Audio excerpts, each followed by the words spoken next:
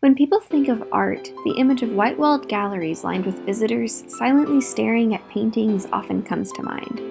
But in Santa Fe, New Mexico, a city with nearly 250 art galleries, one art collective is beginning to change the narrative around what constitutes art.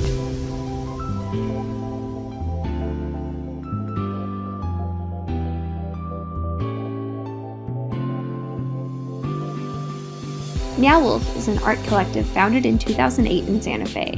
What began as a small group of 20-somethings collaborating on art and music in their own homes quickly turned into something much grander than any of its founding members could have imagined.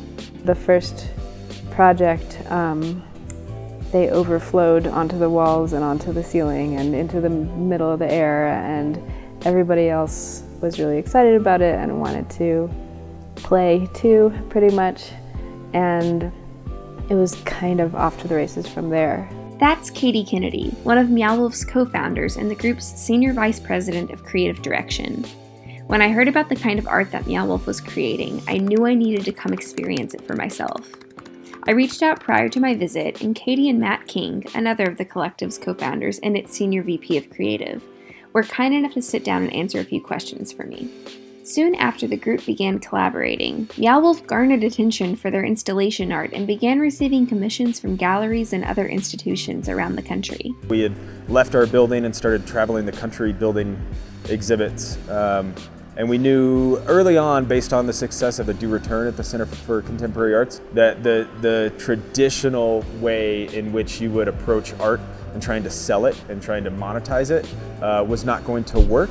And so we had the idea of making something so large that we could have admission-based ticket platform for it. With a little help from Game of Thrones author and Santa Fe native George R.R. Martin, this something large that the group dreamed up eventually turned into what is now Meow Wolf's flagship permanent installation. The installation, named the House of Eternal Return, is located inside an old bowling alley in Santa Fe. The house takes visitors on a non-linear, multi-dimensional, psychedelic journey through 22,000 square feet of immersive, interactive art. From the floor to the ceiling and everything in between, hardly an inch of the House of Eternal Return is left uncovered. We tend towards bright colors and maximalism and a sort of like fantastical, phantasmagoric world, mostly out of kind of enthusiasm. Like, as often as we can make it, the answer is like, yes, let's do that too, yes, let's do that too. So that definitely tends naturally towards maximalism, to just like add and add and add and add. And especially when you look at things that are as immersive as we do, I think a lot of those influence come from cinema, you know. People like Stanley Kubrick, you know, just like the greats of the past hundreds of years of art. Meow Wolf's House of Eternal Return opened in March 2016, and the response was immediately overwhelming. Though installation art has been around for decades, pioneered by those such as Yayoi Kusama, Meow Wolf has been praised for its use of truly immersive experiential art. However, some are calling the house an Instagram trap. In the age of Instagram and influencer culture, the quest for followers, likes, and a perfectly curated photo feed has led to the creation of settings and experiences manufactured specifically to be photographed, otherwise known as Instatraps or selfie palaces. Prime examples of such Instagrammable locations include San Francisco's Museum of Ice Cream, New York City's Color Factory, or the traveling pop-up Happy Place. Like Meow Wolf, these Instatraps brand themselves as art experiences. Unlike Meow Wolf, however, these experiences seem to lack the art component, often amounting to nothing more than an aesthetically pleasing photo backdrop that culminates in a McDonald's Playplace ball pit. Another key difference between these selfie palaces and Meow Wolf is that much of the art in the House of Eternal Return is utterly unphotographable. And while filming this documentary, I found that to be pretty true. Oh shit. Unlike Selfie Palace's bright Technicolor rooms just begging to be photographed, much of Meow Wolf is dimly lit and not conducive to 2D capture. Meow Wolf is truly a place that must be experienced with your own eyes rather than through the lens of an iPhone camera. We just happen to, without trying, fall into a category that people are, Instagramming or, all of the social media But I would say it's actually, you see people because of that drive wanting to go out and experience something that possibly they wouldn't have before there was a desire to really, make an impression. I do think that the going somewhere just to take a picture, just to post it on your Instagram, is pretty lame. Like, the whole point of the experience economy, of experience design, is to experience it. And if you took some pictures to track that experience, it doesn't detract from it unless you are not putting your phone down and not actually experiencing it in between. You go in there when it's full of people, and people aren't really on their phones that much. I think it's a really false assumption that this is yet another selfie palace. We are definitely not a selfie palace.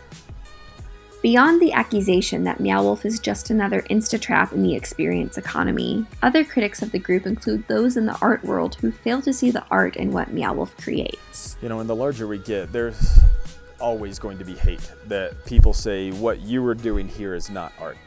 We had a woman come in from the Chicago Art Institute. There was a professor of art there, and she walked around for like 20 minutes inside. She came out kind of in a huff and was like, threw her hands up in the air, and she was like, where's the art? And it's like, coming from a professor of art, and it's like, that's just unfortunate, but it's not going to keep us from doing what we do or believing that what we are doing is important in the current age of art, because I think it is.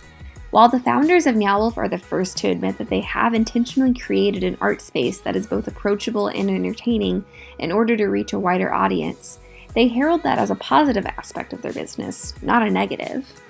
Really, one of our main goals with The Visitor is to make art and a creative experience accessible and welcoming to people who might otherwise never even try to go look at an art show, without alienating the people who would go look at an art show.